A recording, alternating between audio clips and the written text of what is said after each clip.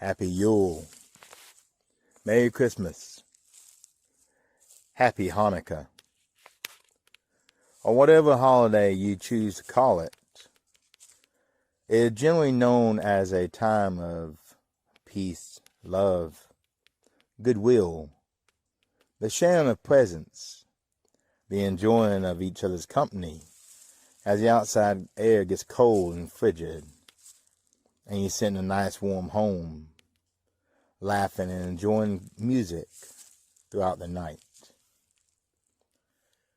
But not all creatures and beings were jolly, wearing a red suit and giving gifts.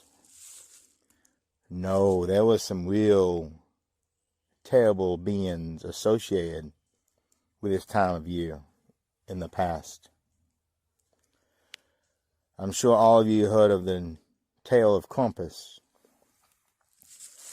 Well, tonight's tale is not going to be about him, but something just as large, just as dangerous, and just as bloodthirsty. The Christmas cat. Now, before you think of a little kitty cat with a Santa Claus hat on his head, that's not what we're talking about tonight. Stay tuned and find out. If you enjoy my videos, then give me a like, share them, subscribe, and just ring the bell overhead so you know when more videos are dropped every week. And now on to our story. The cold wind up north, the ice-covered land, snow drifts, temperatures well below freezing. That was the world my parents lived in, their parents before them. But we moved to the United States before I was born. And the outside air is still kind of cold. It's a little place called Michigan. I still have trouble pronouncing words as I'm quite young.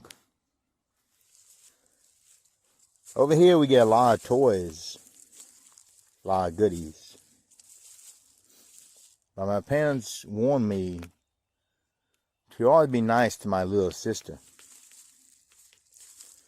to never be naughty or prank her, and to always be respectful of my family and parents. I was a good kid growing up. Sometimes I had a little bit of a bad side because I was bored. But overall, it was a good childhood I had. Except for 1 year. 1 year was anything but good. And truly scared me straight. It's customary to get new clothes as well as toys and stuff this time of year. Well, because I was so naughty, they decided to teach me a lesson and only give me a couple of toys, no new clothing. I didn't think anything of it. I'm like, who wants clothes? I just want toys. But I would soon be made aware of why they did that to me. And I am thankful. The night of Christmas, or Christmas Eve, when everybody's expecting to hear a sleigh on top of the roof, bells jingling, and a fat man going, ho, ho, ho. I was not so lucky. My sister was sound asleep in bed, as well as my mother and father was too. But me, being a naughty boy that I was at the time, decided to stay up. Well, I heard something outside. It wasn't sleigh bells. It was like a giant cat purring, content and happy, and the ice and the snow outside my window. I looked out. I didn't see anything in the yard, but I heard it. I tried to wake my sister. She was sound asleep. I tried to tell my parents, and they were sound asleep, but I was awake, and I heard it. And then I heard a loud noise outside crash into the house. Everybody else is still asleep. Not me. Well, at this point, I'm getting a little scared, not knowing what's going on. So I open up the window and look. And there, in the snow, is a creature from my nightmares. It was bigger than a car and truck outside. It looked like a giant cat. And that claw reached up and snatched me out of the window. I fought and I screamed, but it was no good. As I saw those long canines open, and I looked down the throat of this monster. I did everything. I kicked, I screamed, I scratched, I clawed. The grip just tightened more and more.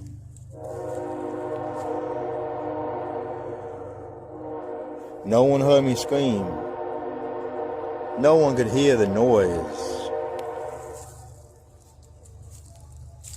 Only my screaming and the sound of a train in the background was the only noise to be heard that night.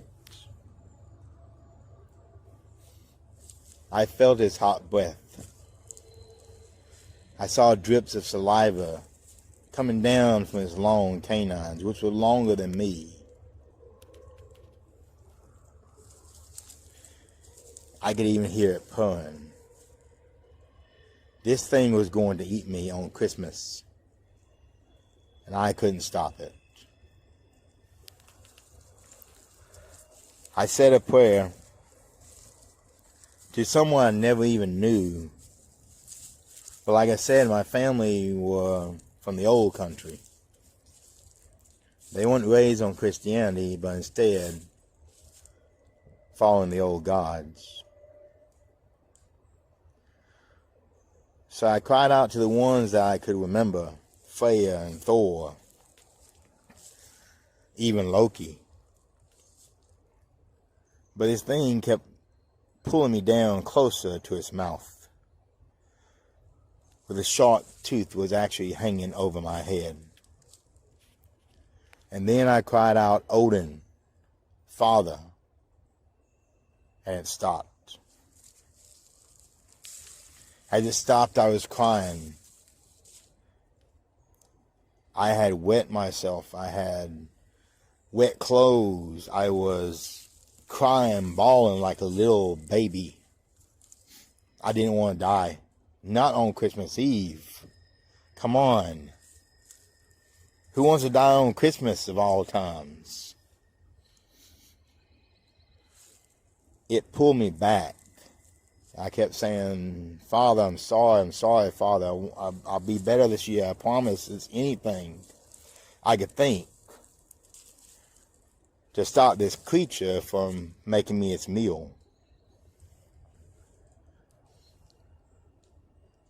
As I'm crying and bawling, it takes me away, staring at me with those big orange eyes. It stopped purring. Instead, it hisses. The loudness of its hiss was deafening. It's like a hard wind blowing in your face of hot air on a cold night. It was not comfortable. It reached into my window and dropped me hard onto the ground, onto the carpeted floor of my bedroom. And then it bounded away. I saw it jumping, jumped over the cars, jumped over buildings, and then it was gone. I was crying. I was bawling. I was hysterical. I ran straight to my mother and father, shaking them awake, just desperately wanting someone to say something to me, to make me realize that this isn't a dream, that this really happened. They woke up with the usual response. What do you want? You're supposed to be in bed asleep. Santa Claus won't come. I told them, I'm sorry. I am so sorry. For everything I've done, I'm sorry. I really am sorry. Mom had noticed I had stained my clothes, but I didn't care. She did notice an odd-looking piece of hair attached to my shirt that she'd never seen before. Well, she made me change clothes, and I crawled in bed with them because I would not sleep in the bed by myself that night. The next year, I was fine. I was good. I was better than good. I was perfect. No naughty pranks, no skipping school, none of that stuff. I was a great, great kid. And from that point on, I stayed a great kid because I know how close I came to becoming the product of a large kitty box.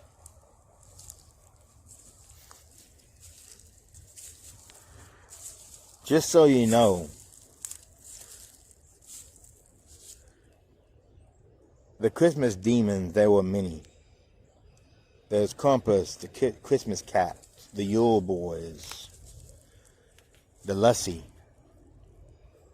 Things that you did not want to meet as a child or even as an adult. So when you buy those presents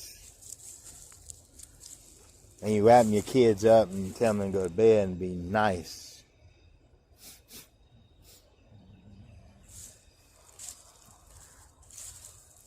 just remember,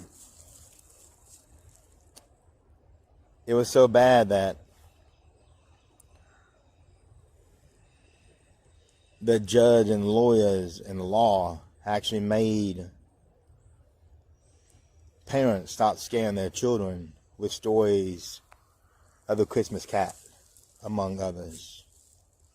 They made it unlawful. If your kids only knew how good they have it now compared to back then. Welcome to the Shadowlands. Y'all have a safe and happy holiday.